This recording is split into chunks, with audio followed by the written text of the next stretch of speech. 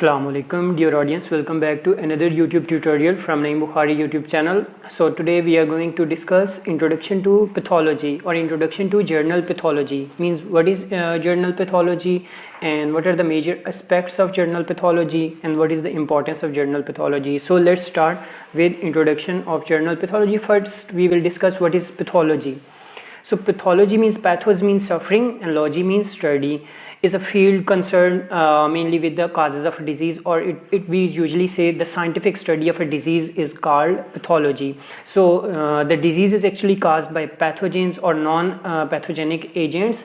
So we will discuss all of them and what are the consequences of pathological and non-pathological agents as well. The word pathology itself may be used broadly to refer to the study of disease in journal or the scientific study of other disease, as previously I mentioned. So incorporating a wide range of bioscience research field and medical practices. So pathology is a diverse kind of field which includes scientific or bioscience related as well as research related fields as well. And the medical practices, we also discuss what kind of medical practices we can opt in journal pathology. Moving further, so here pathology consists of abnormalities in normal body anatomy, okay, and normal physiology owing to disease. Means in case of pathology there will be some abnormalities associated with the internal structure of the body as well as associated with the functions of the body. Body will unable to perform normal functions, so due to some pathological conditions or which are associated with the disease.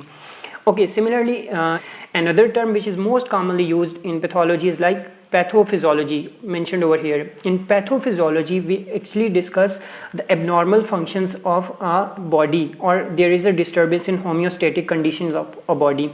As you people know, in homeostatic conditions the internal and external environments of the body will be in a balanced way, but once there will be pathophysiology in the homeostatic conditions, so we can say there is change in internal or external structures of the body, or there is some imbalance. That's why we can say there is appearance of a disease and there is disturbance or fluctuation or variation in the functions of the body. And pathology serves or acts as a bridge or link between the preclinical sciences. Means there are some preclinical sciences which where disease is not confirmed yet. So in those sciences pathology acts as a bridge.